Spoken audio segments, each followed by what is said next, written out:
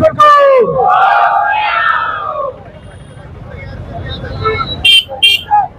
आम्हाला फक्त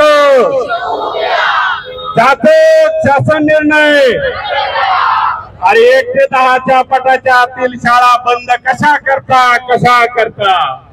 1 ते 10 पटा तो तुमको न्याय तो तुमको कसं नाही शिक्षक एकजुटीचा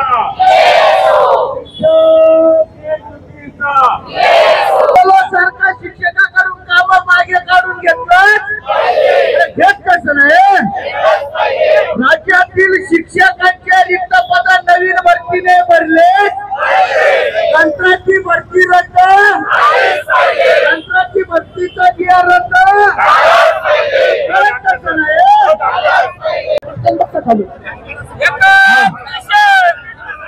शिक्षक एकजुटीचा, शिक्षक एकजुटीचा, शिक्षक एकजुटीचा, शिक्षक एकजुटीचा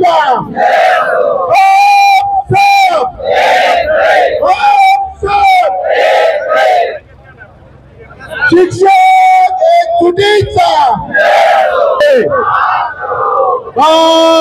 शिक्षक एकजुटीचा शासन न्याय तो तुमको नहीं देंगे तो भूलो मत शिक्षक एकजुटीचा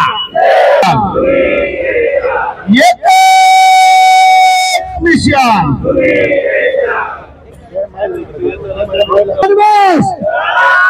विद्यार्थ्यांना मोफत गणवेश। अरे नियम कसा नाही, अरे देश कसा नाही। व्हॉट्सअपवरील सर्व आदेश, व्हॉट्सअपवरील सर्व आदेश शिक्षकांना मुख्यालय राहण्याची आहे, शिक्षकांना मुख्यालय राहण्याची आहे। सर्व शिक्षकांना आश्वासित प्रगती योजना, शिक्षण सेवक योजना, शिक्षण सेवक योजना, वसती शाळा शिक्षकांची मूळ सेवा एकच मिशन, एकच मिशन। न्याय तो तुमको नहीं दोगे तो भूलो मत, भूलो मत।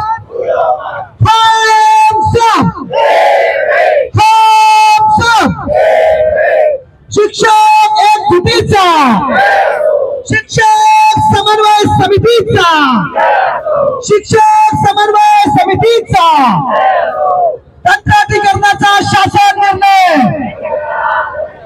कंत्राटीकरणाचा शासन निर्णय,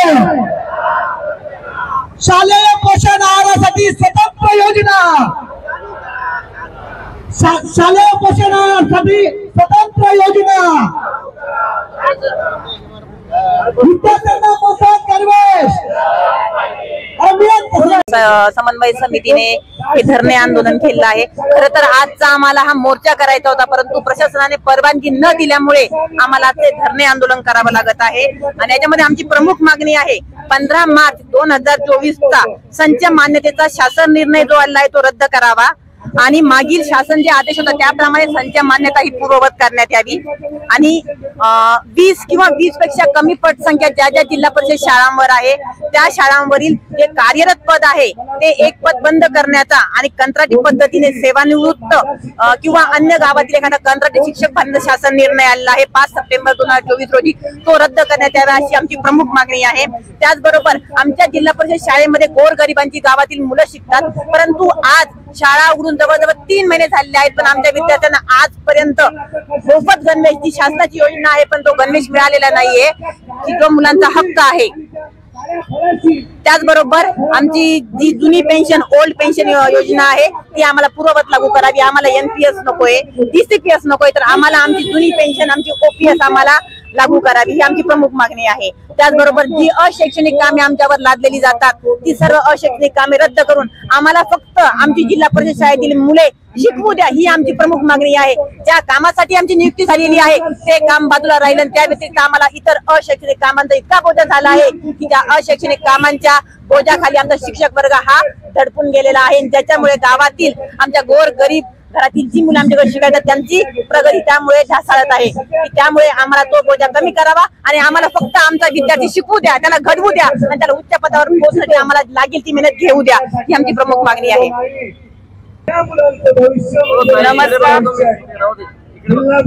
नमस्कार। आम्ही आज सर्व शिक्षक छत्रपती संभाजीनगर मधील सर्व शिक्षक आज शासनाला साकडे घालण्यासाठी इथं जमा आहोत। शासनाने लाडकी बहीण तर केली, परंतु जे शिक्षक जे आज देशाची पिढी घडवतात त्याकडे सर्वांचं पूर्ण शासनाचे दुर्लक्ष आहे। अरे काय मागतोय आपला शिक्षक? फक्त वेळ मागतोय की आम्हाला शैक्षणिक प्रगती करू द्या विद्यार्थ्यांची, पण नाही, अशैक्षणिक कामांमुळे आज शिक्षक काहीही करू शकत नाही। शालेय पोषण आहार हे महत्वाचा घटक आहे शालेय जीवनातील, परंतु त्यासाठी जर आपण स्वतंत्र यंत्रणा केली तर त्या वेळेमध्ये शिक्षक शिकवू शकेल। काही शाळांवर शिक्षक नाहीये, तो एकटा शिक्षक आज सर्व भूमिका पार पाडत आहे, परंतु विद्यार्थ्यांना वेळ देऊ शकत नाही तो त्यांना अध्ययन अध्यापन करण्यासाठी। तर आज आपला मोर्चा इथं त्यासाठी जमा झाला आहे। त्यानंतर वेतन आयोग जो आम्हाला मिळाला 7वा वेतन आयोग, तर त्यामधील अनेक त्रुटी आहेत त्या अजूनही दूर झालेल्या नाहीये। तर अशा अनेक बाबी आहेत आणि त्याकरिता आज आम्ही शिर्डी येथे देखील आमचा अधिवेशन घेण्यात आलं पेन्शनसाठी। पेन्शन हा आमचा अधिकार आहे, परंतु तो शासनाने आम्हाला स्वयंप्रेरणेने द्यावा, कारण की जुनी पेन्शन ज्या आतापर्यंतच्या ज्या झालेल्या आहेत OPS NPS यामध्ये ज्या त्रुटी आहेत त्यामुळे प्रत्येक शिक्षकाचं स्पेशली एकेरी जे शिक्षक आहेत त्यांचं फार मोठं नुकसान होत आहे। त्यामुळे आम्ही शासनाला विनंती करत आहोत एवढंच।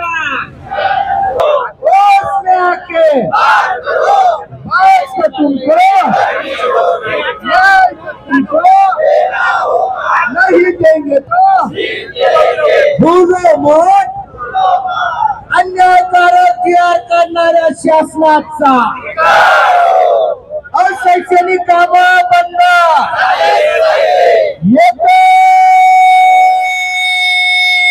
मिशन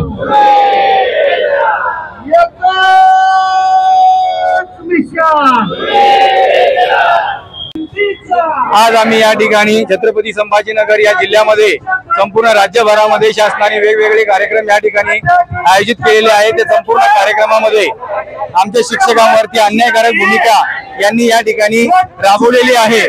ते प्रत्येक अशैक्षणिक कामांचा भरधाव आमच्यावर या ठिकाणी दिलेला आहे। आमचे सर्व कर्मचारी या ठिकाणी विद्यार्थ्यांना शिकू द्यावं यासाठी प्रयत्नशील असतात, परंतु या ठिकाणी प्रशासन आम्हाला शिकू देत नाही। वेगवेगळे अर्ज वेगवेगळे GR गेल्या 6 महिन्यामध्ये शिक्षकाला वर्गावर जायला वेळ नाही। अशा प्रतिकूल परिस्थितीमध्ये शासनाने पुन्हा हा खाजगीकरणाचा डाव या ठिकाणी घातलेला आहे आणि खाजगीकरणाच्या GR मध्ये या 10च्या आतमध्ये पटसंख्या असलेल्या शिक्षकांच्या शाळेवरती कंत्राटी पदभरती या ठिकाणी शासन करत आहे आणि कंत्राटी पदभरती करून शासन या ठिकाणी जे मूळ शिक्षण सेवक ज्या ठिकाणी सुशिक्षित बेरोजगार पडलेले आहेत त्यांना त्या ठिकाणी न्याय न देता कंत्राटी पदभरती करून या ठिकाणी शिक्षकांवरती आणि विद्यार्थ्यांवरती जाणीवपूर्वक अन्याय करतोय आणि जी पदभरती या ठिकाणी होते संबंधिताला कोणत्याही प्रशिक्षणाचा किंवा अध्यापनाचा अनुभव या ठिकाणी नाही।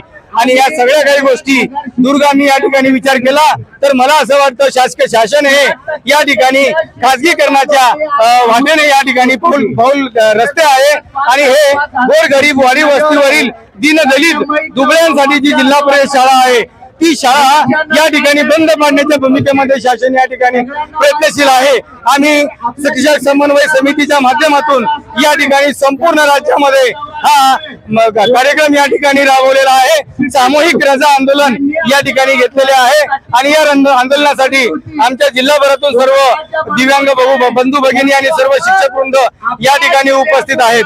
धन्यवाद। शासन हो इकडे द्यावर शासनाने झोपेचं सोंग घेतलेलं आहे. झोपेचं सोंग घेतलेल्याला जागा करता येत नाही. जो झोपलेला आहे त्याला जागा करता येतं. शासनाने शिक्षकांच्या मागण्याबाबत नेहमीच नकारात्मक भूमिका घेतलेली आहे. आज सोडू उद्या सोडू, परंतु शिक्षक आज रस्त्यावर का उतरला याचंही आत्मचिंतन शासनाने करणं गरजेचं आहे. शाळा बंद करणे, गोरगरिबाच्या मुलांना मुख्य शिक्षणापासून दूर लोटणे हा शासनाचा कुटील डाव आहे. आणि हा शासनाचा कुटील डाव हाणून पाडण्यासाठी शिक्षकांना फक्त शिकू द्या, इतर अशैक्षणिक कामे त्यांच्यावर लादू नका यासह इतर मागण्या घेऊन आम्हाला फक्त शिकू द्या, शिक्षकांचं जे मूळ काम आहे ते करू द्या, अशैक्षणिक कामे लादू नका या व इतर मागण्यासह जो 15 मार्च 2024चा शासन निर्णय आहे तो रद्द करा यासह विविध मागण्या घेऊन आज आम्ही सर्व शिक्षक रस्त्यावर उतरलेलो आहोत. आणि जोपर्यंत ही प्राथमिक टप्पा आहे, पहिली पायरी आहे, जोपर्यंत शासन या सर्व मागण्या मान्य करत नाही तोपर्यंत आंदोलनाचे टप्पे वाढवण्यात येतील. राजेश शिवाळे, जिल्हाध्यक्ष, महाराष्ट्र राज्य प्राथमिक शिक्षक संघ.